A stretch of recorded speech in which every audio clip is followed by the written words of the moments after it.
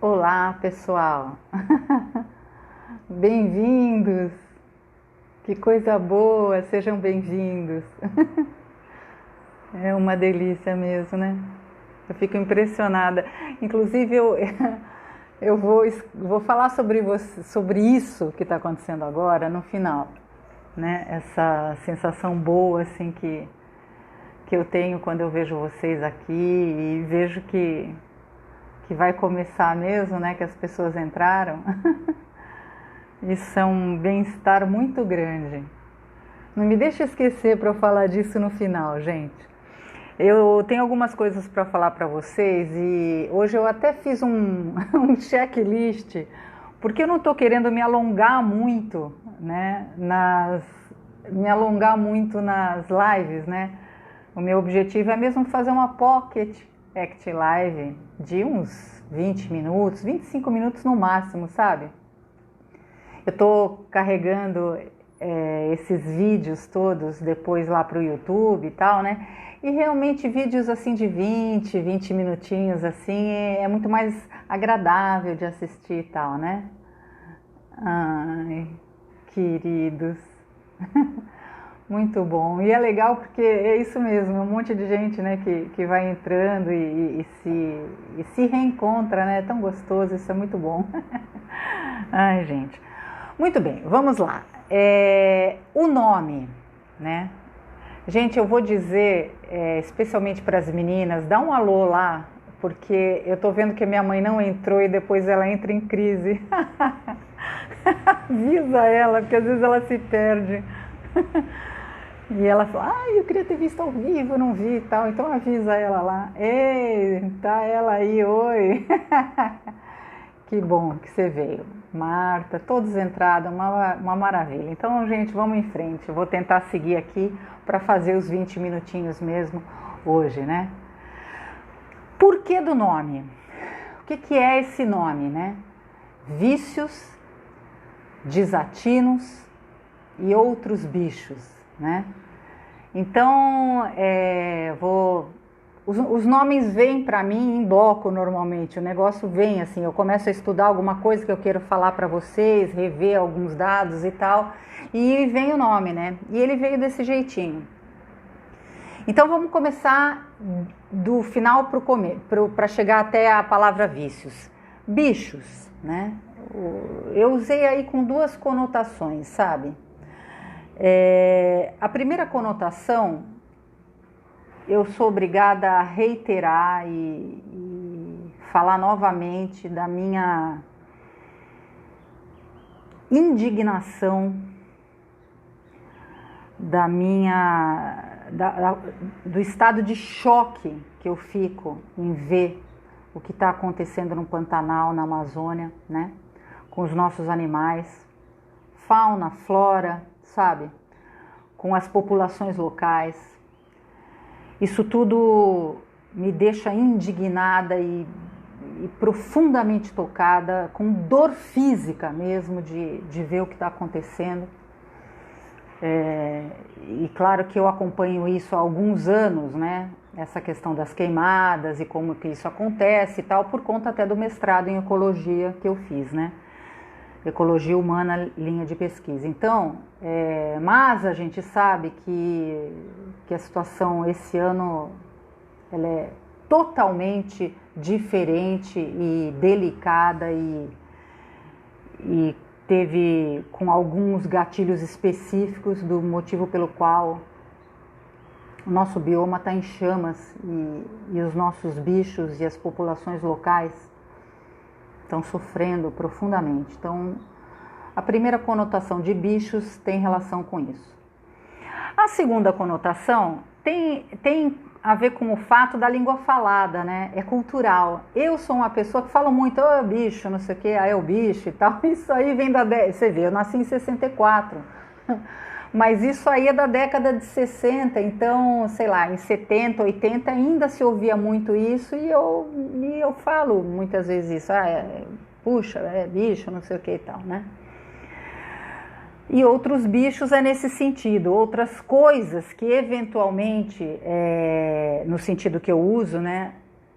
Outras coisas que a gente faz na nossa vida, mas que a gente não faz sempre, repetidamente. Eventualmente a gente faz, que são esses outros bichos, né? O que são desatinos? Desatinos são as loucuras, é o lugar de não ter o bom senso, aquilo que é um desatino, né? Sem bom senso. Então são as loucuras que a gente comete na vida, nós seres humanos, né? E que a gente faz muito eventualmente e sabendo que aquilo vai trazer algum resultado negativo, né? De alguma maneira. Grosso modo, o desatino, ele traz, nesse sentido que eu estou usando, é uma loucura, mas que traz um malefício, um prejuízo para mim, para o sujeito que faz. É nesse sentido que eu estou usando os desatinos aí. E aí a gente chega na palavra vícios, né?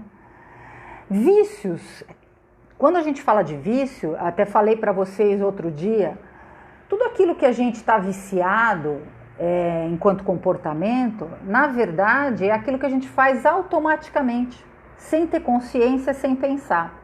Então são os nossos vícios, né? São aqueles hábitos, na verdade, aquelas ações que de tanto a gente repetir, chega uma hora que aquilo vira um hábito.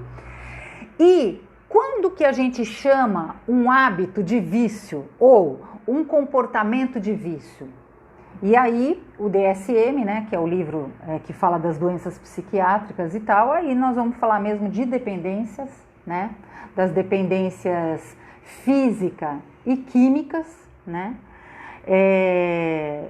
que a gente acaba, quando que vira doença e patologia? Quando traz prejuízo não só para mim, que sou o sujeito que faço a ação, mas traz também para o coletivo, para o entorno, para as pessoas que convivem comigo, para os locais, as situações que acabam ocorrendo em relação à minha vida.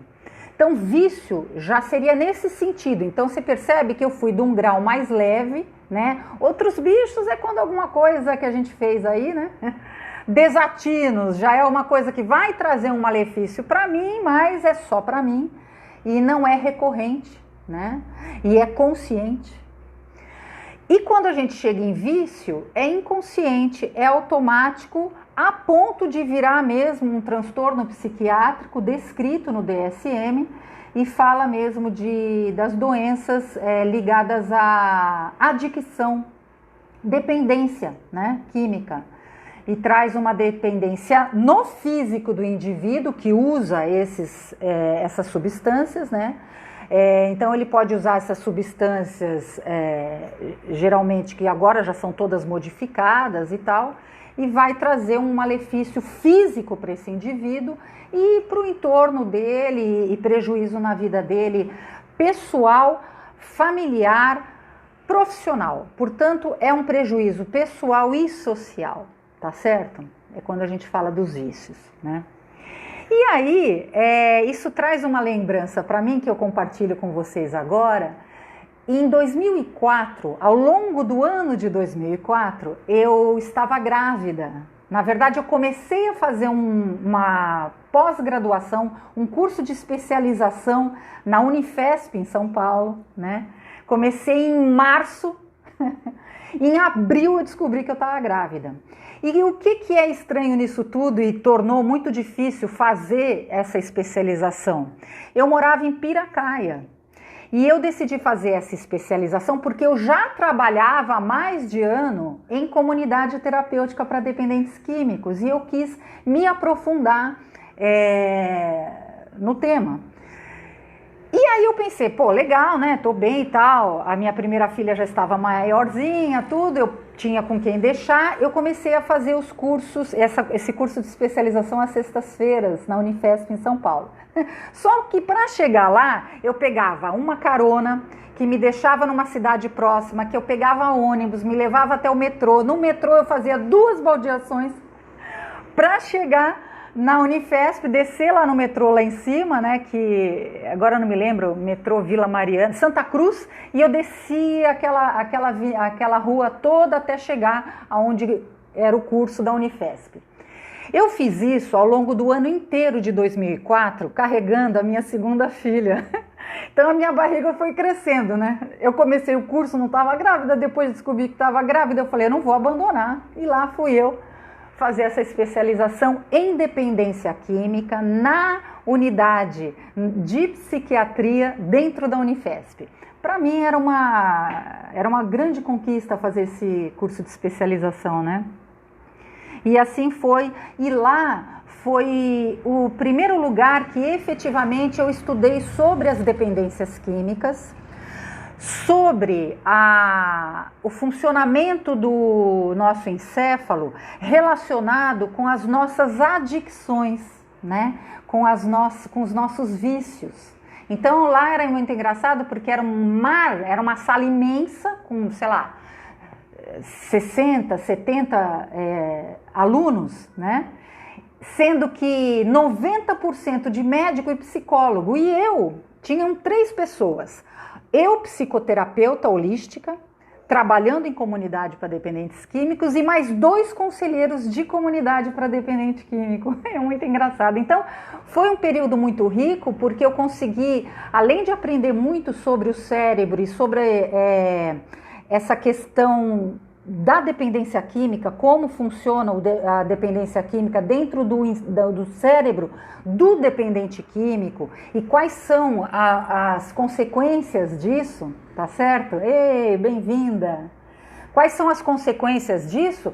Eu comecei a ver o ponto de vista do médico, o ponto de vista da psicóloga. Então tem as pessoas que são mais tradicionais na forma de abordar a questão da dependência, e eu e mais essas 2 pessoas que estavam lá na sala, éramos de comunidade terapêutica para dependentes químicos. Foi lá que eu comecei a estudar sobre isso.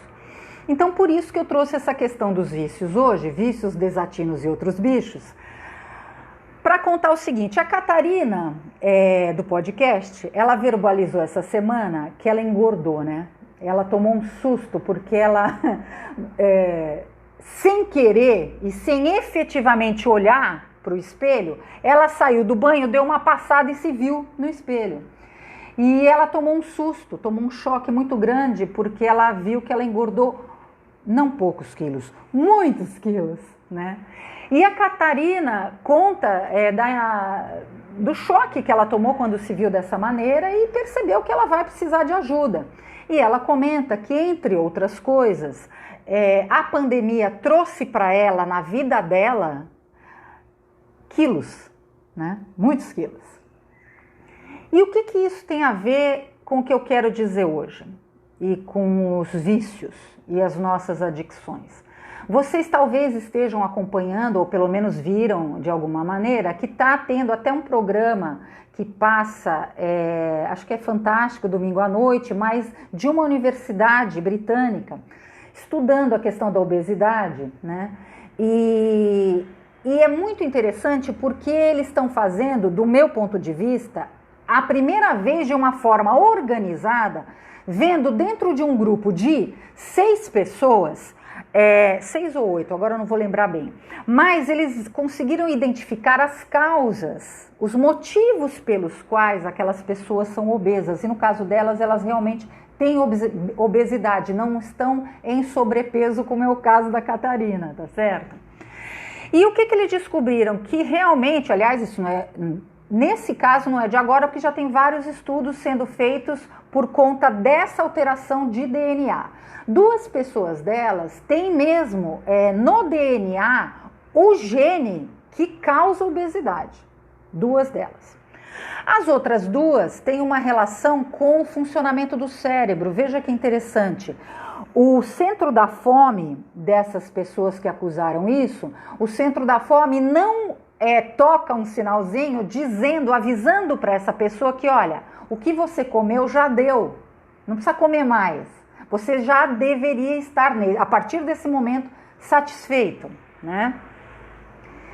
E um terceiro grupo, né, que é o grupo que questões, o cerne da questão estaria mesmo no psicológico, né? Ou, muito provavelmente, questões psicológicas da infância e que até às vezes relacionada com abuso, né? Né? Tem esse então, a Marta tá dando, é engraçado isso, porque a Marta tá falando que ela tem o gene, que ela tem esse do cérebro e provavelmente ela vai complementar que tem que ela tem a questão psicológica, né? Também tem essa, então. Eu me identifico nisso também, e pelo jeito a Catarina também. O psicológico, ele teria relação com questões psicológicas da construção da identidade dessa pessoa e relacionadas muito provavelmente com a infância e, portanto, isso precisa ser tratado em consultório psicológico e ou psicoterapêutico, direcionado para trabalhar essas questões da infância, às vezes até abuso mesmo de infância. E realmente, quando as pessoas sofrem abuso, essa é uma das consequências, essa consequência de você comer para você se proteger. Você monta uma capa, né, que você se protege do mundo, justamente através desse hábito, desse vício de compulsão, né, em relação à comida.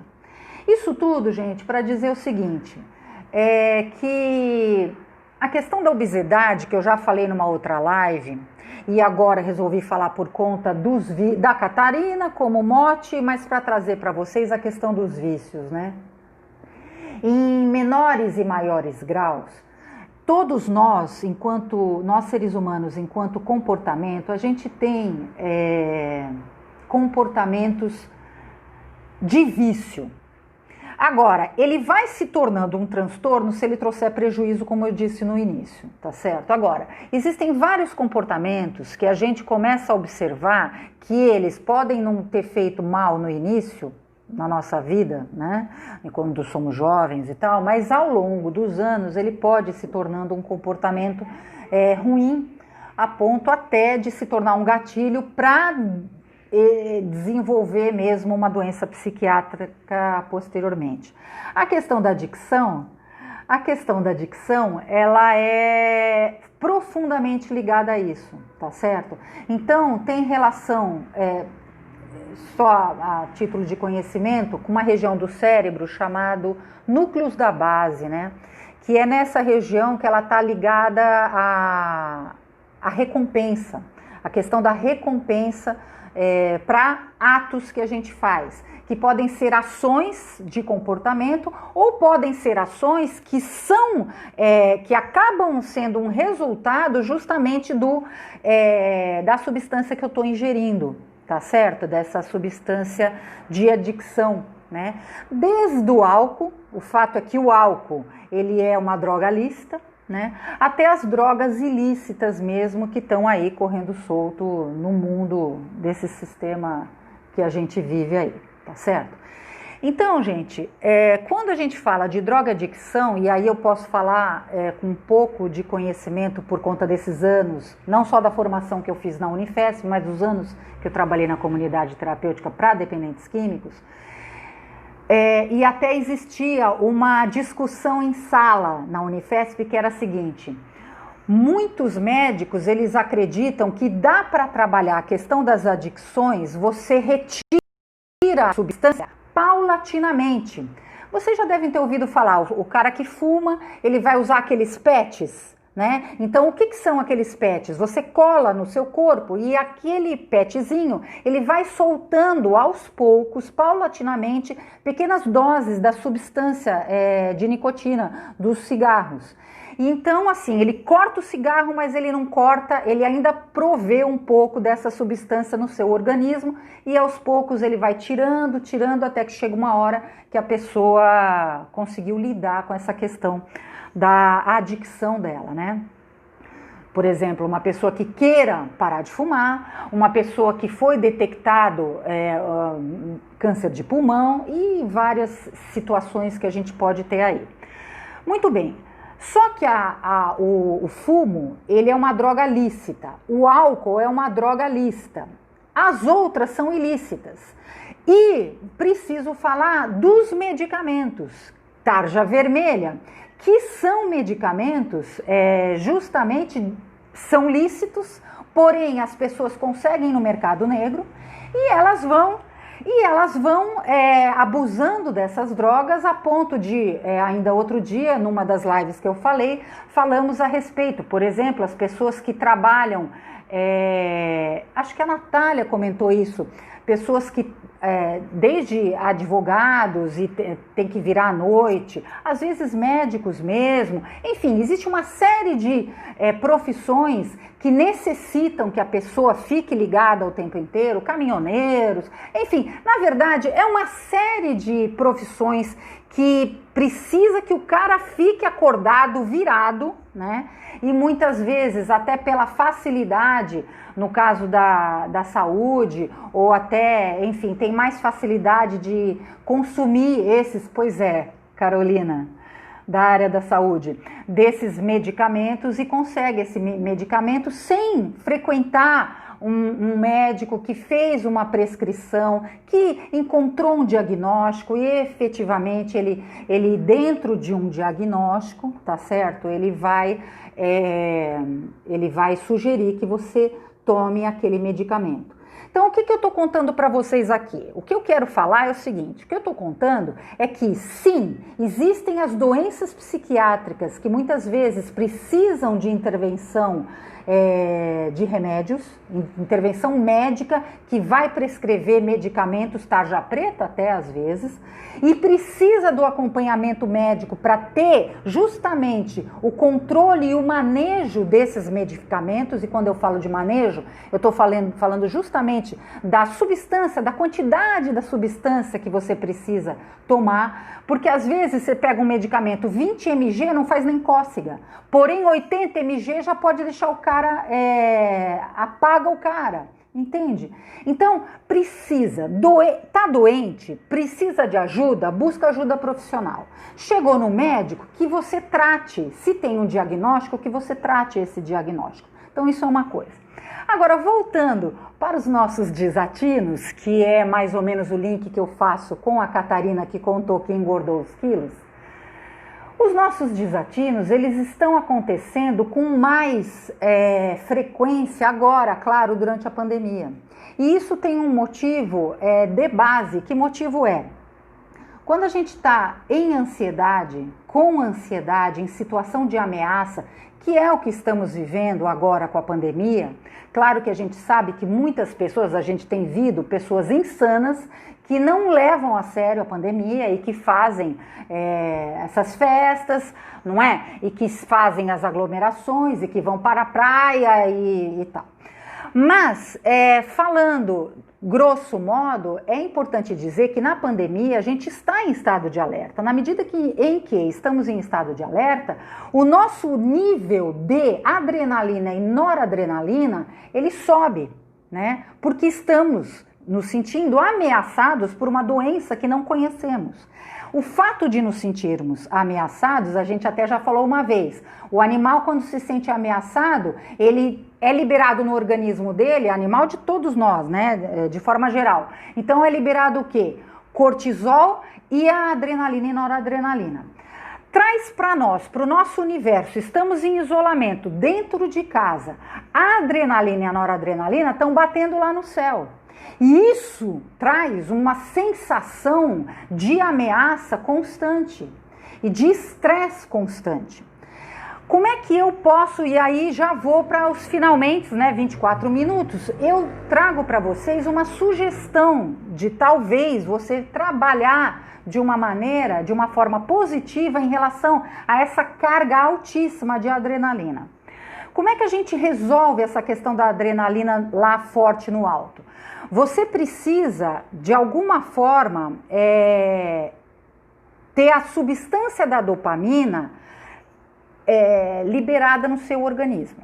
O que é a dopamina? A dopamina, ela é uma substância que ela dá o nosso gás. Na verdade, a dopamina, normalmente a gente fala só da dopamina prazer, mas a gente sabe, se você estudar um pouquinho mais, que a dopamina, ela é a origem da nossa motivação, é o gás, é a pulsão que nos leva e nos impulsiona a fazer coisas. Do ponto de vista de substância, né, que é produzida no nosso encéfalo, no caso, é a nossa dopamina. Muito bem. Quando você fica aí vendo série, ou deita na cama, ou fica ali ouvindo música, ou essas coisas largado, você continua com a adrenalina alta, mas você tá sem ação nenhuma, sem atitude alguma. Então a sugestão é justamente que você faça o quê? Que você encontre alguma coisa de benefício ao coletivo. E isso tem um motivo, porque quando você faz o benefício ao coletivo, você libera ocitocina. E a ocitocina, com um resultado mais positivo de você estar fazendo coisas bacanas em prol do coletivo, contribuindo, compartilhando conhecimento, que é o que, por exemplo, estamos fazendo aqui, quando vocês contribuem um pouco do lado de vocês e eu contribuo daqui, e a maior parte das pessoas está fazendo nas suas lives e tal, você eleva também a quantidade da substância dopamina. E aí ela consegue nivelar com essa substância da ansiedade, a noradrenalina e a adrenalina, e você consegue trazer um pouco o seu dia a dia para o equilíbrio. Tá entendendo, gente? Então, fica a minha sugestão para você se encontrar com aquele grupo que você se conecta amorosamente, ou que você crie um grupo, ou pelo Instagram, ou pelo WhatsApp e tal, mas que vocês façam coisas pelo bem do coletivo. Dessa maneira, você vai ter a descarga de serotonina, que é justamente o neurotransmissor relacionado ao nosso bem-estar, ao sentimento de bem-estar, de que eu estou no lugar certo, estou fazendo a coisa certa e está tudo bem, entende? Então, dessa maneira, você consegue equilibrar um pouco a balança.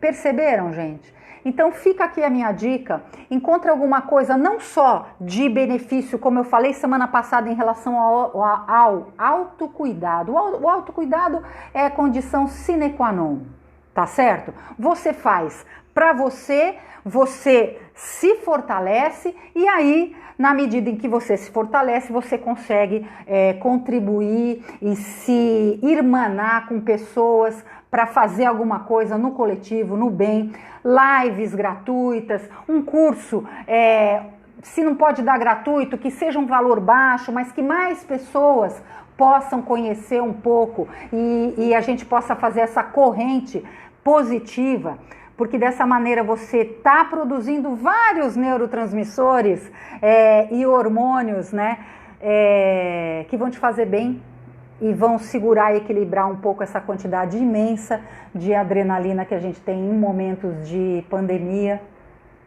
em situações de ameaça, como a gente está vivendo. Gostaram? Foi bacana?